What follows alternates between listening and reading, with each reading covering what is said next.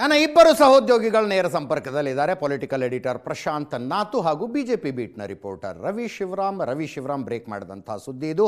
ರವಿ, ಸದಾನಂದ ಗೌಡರ ಸ್ಪಷ್ಟೀಕರಣವನ್ನು ಗಮನದಲ್ಲಿಟ್ಕೊಂಡೇ ಮಾತಾಡೋಣ. ನಂದಲ್ಲ ಅದು ಆಡಿಯೋ ಅಂತಾರೆ. ಯಾವುದೇ ಆಡಿಯೋ ಬಂದಾಗಲೂ ಕೂಡ ಇಂಥದ್ದೊಂದು ಹೇಳಿಕೆ ನಿರೀಕ್ಷಿತ. ಜಮೀರ್ ಅಹಮದ್ ಖಾನ್ ಅವರು ಹೇಳಿದ್ರಪ್ಪ, ನಂದಲ್ಲ ಅದು ಆಡಿಯೋ ಅಂತ. ಯಾರಿದು ಪ್ರದೀಪ್ ಅಂದರೆ ಯಾರು? ಇಂಗ್ಲೀಷ್ನಲ್ಲಿ ಮಾತಾಡ್ತಾರೆ.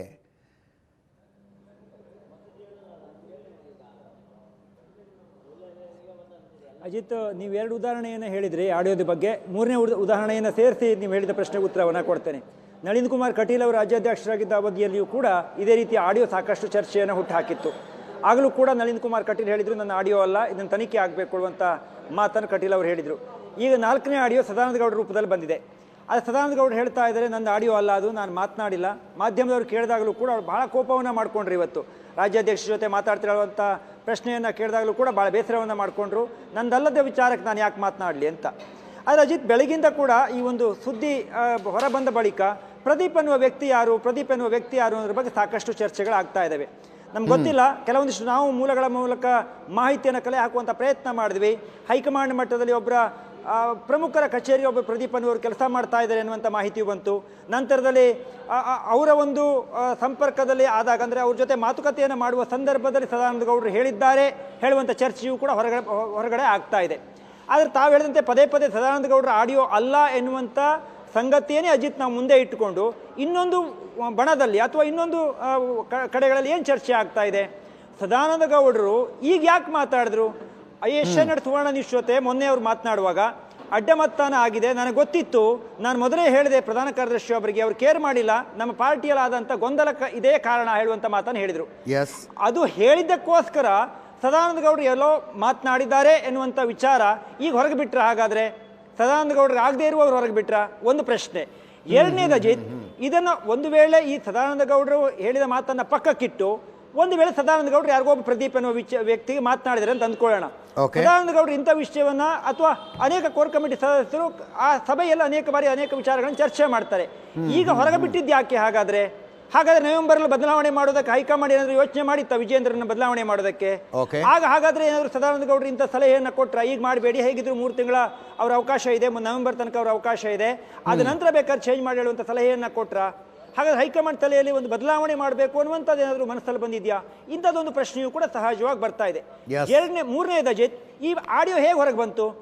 ಅದರೊಳಗಿರುವ ಆಡಿಯೋವನ್ನು ಕೇಳಿಸ್ಕೊಂಡಾಗ ಅಜಿತ್, ಇದು phone to phone audio record ಆಗಿ ಹೊರಗೆ ಬಂದಂತೆ ಕಾಣ್ತಾ ಇಲ್ಲ. ಯಾರೋ ಒಬ್ಬ ವ್ಯಕ್ತಿ, ಉದಾಹರಣೆ ನೀವೇ ತಗೊಳ್ಳೋಣ ಅಜಿತ್, ಬೇರೆ ಉದಾಹರಣೆ ಕೊಡೋದು ಬೇಡ. ಅಜಿತ್ ಅವ್ರಿಗೆ ಯಾರ್ದು ಫೋನ್ ಬಂದಿರುತ್ತೆ, ರವಿ ಶಿವರಾಮ್ ಅವ್ರಿಗೆ ಅದು ಲೌಡ್ ಸ್ಪೀಕರ್ ಕೇಳಿರ್ತಾರೆ. ರವಿ ಶಿವರಾಮ್ ಅಜಿತ್ ಅವರು ಯಾರ್ದೋ ವ್ಯಕ್ತಿ ಜೊತೆ ಮಾತನಾಡುವಾಗ ರವಿ ಶಿವರಾಮ್ ಏನು ಮಾಡಿದರೆ ಆಡಿಯೋವನ್ನು ರೆಕಾರ್ಡ್ ಮಾಡಿಕೊಡಿದ್ದಾರೆ ಅಜಿತ್ ಮಾತಾಡುವಾಗ. ಹೊರಗಡೆ ಬಿಟ್ಟಿರುವ ಸಾಧ್ಯತೆ ಇದೆ. ಹಾಗೆ ಸದಾನಂದ ಗೌಡರು ಕೂಡ ಈಗ ಸದಾನಂದ ಗೌಡರ ವಿಚಾರದಲ್ಲೂ ಕೂಡ ಆ ಆಡಿಯೋದ ಕ್ಲಾರಿಟಿಯನ್ನು ನೋಡಿದಾಗ ಹಾಗನ್ಸುತ್ತೆ. ಸದಾನಂದ ಗೌಡರು ಯಾರಿಗೂ ಆಡಿಯೋವನ್ನು ಹೊರಗಡೆ ಬಿಟ್ಟಿಲ್ಲ, ಯಾರೋ ಪ್ರದೀಪ್ ಅನ್ನುವ ವ್ಯಕ್ತಿಯು ಕೂಡ ನೇರವಾಗಿ ಆಡಿಯೋನೇ ಬಿಟ್ಟಿಲ್ಲ. ಯಾರೋ ಒಬ್ಬ ನಂಬಿಕೆಯ ವ್ಯಕ್ತಿಯ ಪಕ್ಕದಲ್ಲಿ ಕುಳಿತುಕೊಂಡಿದ್ದಾಗ, ಅದೇ ಪ್ರದೀಪ್ ಅವ್ರ ಜೊತೆಗಿರ್ಬಹುದು ಅಥವಾ ಸದಾನಂದ ಗೌಡರ ಜೊತೆಗಿರ್ಬಹುದು, ಅವರು ಅದನ್ನು ರೆಕಾರ್ಡ್ ಮಾಡಿ ಹೊರಗಡೆ ಬಿಟ್ಟಂತೆ ಕಾಣ್ತಾ ಇದೆ ಅನ್ನುವಂಥದ್ದು ಇನ್ನೊಂದು ಚರ್ಚೆ ಆಗ್ತಿರುವಂಥ ಪ್ರಮುಖ ಸಂಗತಿ. ಆದ್ರೆ ಸದಾನಂದ ಗೌಡರನ್ನ ನೀವು ಮಾತಾಡಿಸಿದಾಗ ಅವರು ಬಹಳ ಕೋಪ ಮಾಡಿಕೊಂಡ್ರು. ನಾನೆಲ್ಲ ಮಾತಾಡಿಲ್ಲ, ನಾನು ಯಾಕೆ ಮಾತಾಡಲಿ ಅಂತ ಹೇಳಿದ್ರು. ನಂತರದಲ್ಲಿ ಈಗಿರುವ ಮಾಹಿತಿಯ ಪ್ರಕಾರ ಸದಾನಂದ ಗೌಡರು ಬಹುಶಃ ದೆಹಲಿಯೂ ಕೂಡ ಹೋಗ್ತಾರೆ, ಹೈಕಮಾಂಡ್ ಮುಂದೆ ನಾನು ಮಾತಾಡ್ತೀನಿ ಹೇಳುವಂಥ ಮಾತನ್ನು ಕೂಡ ಹೇಳಿದ್ದಾರೆ. ಅಜಿತ್, ಆಡಿಯೋದನ್ನ ಹೊರಗಿಟ್ಟು ಈ ಚರ್ಚೆಯ ವಿಚಾರಕ್ಕೆ ಸಂಬಂಧಪಟ್ಟಂತೆ ರಾಷ್ಟ್ರೀಯ ಅಧ್ಯಕ್ಷರು ಬಂದಾಗ ಏನಾಗಿತ್ತು ಹೇಳೋದನ್ನು ನಿಮ್ ಗಮನಕ್ಕೆ ತರ್ತೇನೆ. ಬಿಜೆಪಿಯ ಕಚೇರಿಯಲ್ಲಿ 2ನೇ ಫ್ಲೋರ್ನಲ್ಲಿ ರಾಷ್ಟ್ರೀಯ ಅಧ್ಯಕ್ಷರು ಬಂದಾಗ ಹಿರಿಯ 3 ಜನ ಕೋರ್ ಕಮಿಟಿ ಸದಸ್ಯರು, ಸದಾನಂದ ಗೌಡರು, ಛಲವಾದಿ ನಾರಾಯಣ ಸ್ವಾಮಿ ಅವರು, ಗೋವಿಂದ್ ಕಾರಜೋಳ ಅವರು, ಇನ್ನೂ ಇಬ್ಬರು ಇದ್ರು, ಅವರ ಹೆಸರು ನನಗೀಗ ನೆನಪಿಗೆ ಬರ್ತಾ ಇಲ್ಲ. ಅವರು ರಾಷ್ಟ್ರೀಯ ಅಧ್ಯಕ್ಷರನ್ನ ಪ್ರತ್ಯೇಕವಾಗಿ ಭೇಟಿ ಮಾಡಿದ್ರು ಅಜಿತ್, ನನಗಿರುವ ಮಾಹಿತಿಯ ಪ್ರಕಾರ. ಭೇಟಿ ಮಾಡಿದಂಥ ಸಂದರ್ಭದಲ್ಲಿ ರಾಷ್ಟ್ರೀಯ ಅಧ್ಯಕ್ಷರಿಗೆ ಆಗು ಹೋಗುಗಳ ಬಗ್ಗೆ, ರಾಜ್ಯದ ಸಂಘಟನೆಯ ಬಗ್ಗೆ ಸಂಪೂರ್ಣವಾದ ಮಾಹಿತಿಯನ್ನು ಕೊಟ್ಟಿದ್ದಾರೆ. ಅವರು ಕೂಡ ಇಲ್ಲಿ ಕಾರ್ಯಕರ್ತರ ಮನಸ್ಸಲ್ಲಿ ಏನಿದೆ, ಸಂಘಟನೆಯಲ್ಲಿ ಆಗಿರುವಂಥ ವ್ಯತ್ಯಾಸಗಳೇನು, ಏನಾದರೂ ಬೇರೆ ರೀತಿಯಲ್ಲಿ ನಾವು ಯೋಚನೆ ಮಾಡಬೇಕನ್ನುವಂಥ ಪ್ರಶ್ನೆಯನ್ನು ಕೂಡ ರಾಷ್ಟ್ರೀಯ ಅಧ್ಯಕ್ಷರು ಕೇಳಿದಾಗ ಇವ್ರದೇ ಆದ ರೂಪದಲ್ಲಿ ಸಲಹೆಯನ್ನು ಕೊಟ್ಟಿದ್ದಾರೆ ಅನ್ನುವಂಥ ಮಾಹಿತಿಗಳು ಕೂಡ ಇದ್ದಾವೆ. ಹೀಗಾಗಿ ಆಗಾಗ ರಾಷ್ಟ್ರೀಯ ನಾಯಕರುಗಳಿಗೆ ಸಲಹೆಯನ್ನು ಕೊಡೋದು, ಕೋರ್ ಕಮಿಟಿಯಲ್ಲಿ ನೇರ ಚರ್ಚೆಯನ್ನು ಮಾಡೋದು, ಅದು ಒಂದು ಪಾರ್ಟಿಯಲ್ಲಿ, ಇದು ಎಲ್ಲ ಪಾರ್ಟಿಯಲ್ಲಿ ಇರುವಂಥ ಒಂದು ಭಾಗ ಅಜಿತ್. ಈಗ ಎಲ್ಲ ಪಾರ್ಟಿಯು ಸಾಮಾನ್ಯವಾಗಿ ಹೇಳುತ್ತೆ, ನಮ್ಮಲ್ಲಿ ಆಂತರಿಕವಾಗಿ ಸ್ವಾತಂತ್ರ್ಯ ಇದೆ, ನಮ್ಮಲ್ಲಿ ಫ್ರೀಡಮ್ ಇದೆ, ನಾವೇನು ಬೇಕಾದರೂ ಮಾತನಾಡಬಹುದು ಹೇಳುವಂಥ ಮಾತುಗಳನ್ನು ಹೇಳುತ್ತೆ. ಹಾಗಾದ್ರೆ ಒಂದು ವೇಳೆ ಸದಾನಂದ ಗೌಡರು ಈಗ ಆಂತರಿಕವಾಗಿ ಆಡಿರಬಹುದು ಅಂತ ಅಂದ್ಕೊಳ್ಳೋಣ, ಹಾಗಾದ್ರೆ ಹೊರಗಡೆ ಹೇಗೆ ಬಂತು? ಇದರಿಂದ ಈ ಸದಾನಂದ ಗೌಡರು ಹೇಳಿದ್ದಾರೆ ಎನ್ನುವಂಥ ಹೇಳಿಲ್ಲ ಹೇಳುವಂಥ ಆಡಿಯೋ ಏನು ಬಂದಿದೆ ಅದರ ಮೂಲಕ ಯಾರಾದರೂ ಇಲ್ಲ ನನಗೆ ಪಿತೂರಿ ಆಗ್ತಾ ಇದೆ, ನಾನು ಅದನ್ನು ಸೇವ್ ಮಾಡ್ಕೊಳ್ಬೇಕು ಹೇಳೋದಕ್ಕೆ ಇದನ್ನು ಬಳಸ್ಕೊಳ್ತಾ ಇದ್ದಾರಾ? ಈ ರೀತಿಯ ಚರ್ಚೆಯು ಕೂಡ ಇನ್ನೊಂದು ವರ್ಗದಿಂದ ಆಗ್ತಾ ಇದೆ. ಹೀಗಾಗಿ ಅಜಿತ್, ಇದು ಎರಡನೇ ಪ್ರಕರಣ ಅಂತ ಅನಿಸುತ್ತೆ. ಒಂದು ಕೋರ್ ಕಮಿಟಿ ಸಭೆಯಲ್ಲಾದಾಗ ಶ್ರೀರಾಮುಲು ಅವರು ಮತ್ತು ಉಸ್ತುವಾರಿ ಆಗಿರುವಂಥ ರಾಧಾಮೋಹನ್ ಅಗರ್ವಾಲ್ ನಡುವೆ ದೊಡ್ಡ ಗಲಾಟೆ ಆಗಿತ್ತು. ನಾವೇ ಆ ಸುದ್ದಿಯನ್ನು ಬಿತ್ತರಿಸಿದ್ವಿ. ಕೋರ್ ಕಮಿಟಿಯಲ್ಲಿ ಸಂಡೂರಿನ ಸೋಲಿಗೆ ಯಾರು ಕಾರಣ ಅಂತ ಹೇಳಿದಾಗ ಶ್ರೀರಾಮುಲು ಕಾರಣ ಹೇಳುವಂಥ ಮಾತನ್ನು ಉಸ್ತುವಾರಿಗಳು ಹೇಳಿದಾಗ ನೇರ ಗಲಾಟೆ, ಏರು ಮಟ್ಟದ ಚರ್ಚೆ ಆಗಿ ಅವರು ಕೋರ್ ಕಮಿಟಿ ಸಭೆಯಿಂದ ಹೊರಗಡೆ ಬಂದು ಮಾಧ್ಯಮಗಳಿಗೆ ಹೇಳ್ಕೊಬಿಟ್ರು ಶ್ರೀರಾಮುಲು ಅವರು ಯಾರು ಸುದ್ದಿಯನ್ನು ಮಾಡಿದ ನಂತರದಲ್ಲಿ. ಹೌದು, ನನಗೆ ಈ ಥರ ಹೇಳಿದ್ರು, ನನಗೆ ಬೇಸರ ಆಯಿತು ಅಂತ ರಾಷ್ಟ್ರೀಯ ಅಧ್ಯಕ್ಷರು ಸ್ವತಃ ಕರೆ ಮಾಡಿದ್ರು. ಅಜಿತ್, ಪಾರ್ಟಿಯ ಆಂತರಿಕ ವಲಯದಲ್ಲಿ ಆಗಿರುವಂಥ ವಿದ್ಯಮಾನಗಳನ್ನು ಆಗಾಗ ಅದು ಪ್ರತಿ ಬಾರಿ ಅಜಿತ್ ದೆಹಲಿಗೆ ಹೋಗಿ ಯಾರಿಗೂ ಮಾತಾಡೋಕ್ಕಾಗಲ್ಲ, ಅಥವಾ ಇಲ್ಲೇ ಇದ್ರೂ ನಾವು ಫೋನ್ ಸಂಪರ್ಕ ಮೂಲಕ ಅನೇಕರ ಜೊತೆ ಮಾತಾಡ್ತೀವಿ. ಒಂದು ವಿಶ್ವಾಸದ ಮೇಲೆ ಆಗಿರುವಂಥ ವಿದ್ಯಮಾನಗಳ ಬಗ್ಗೆ ಆಯಾ ಕಾಲಘಟ್ಟಕ್ಕೆ ಒಬ್ಬ ಕೋರ್ ಕಮಿಟಿ ಸದಸ್ಯರಾಗಿ ಇನ್ನೂ ಯಾರೋ ಒಬ್ಬರು, ಸದಾನಂದ ಗೌಡ ಮಾತ್ರ ಅಲ್ಲ, ಇನ್ನೂ ಯಾರು 4 ಜನ ಕೊಟ್ಟಿರ್ತಾರೆ ಅಂತ ಅಂದ್ಕೊಳ್ಳೋಣ.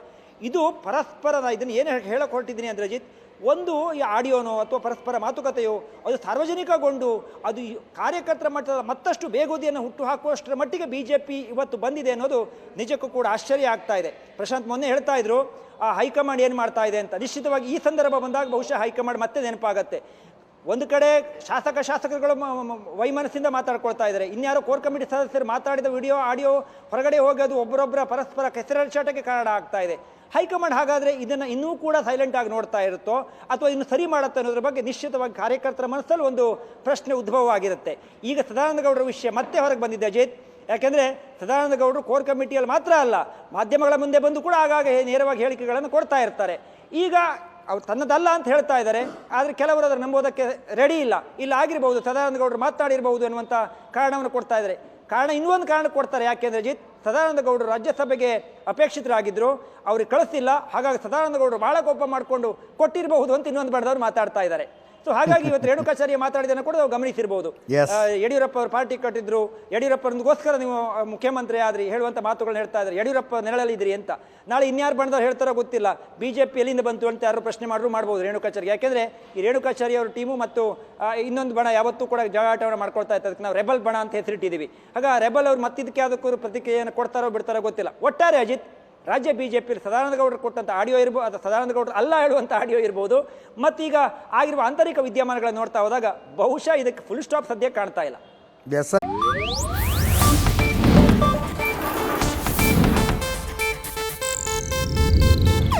ಇದು ಏಷ್ಯಾನೆಟ್ ನ್ಯೂಸ್ ನೆಟ್ವರ್ಕ್ ಪ್ರಸ್ತುತಿ.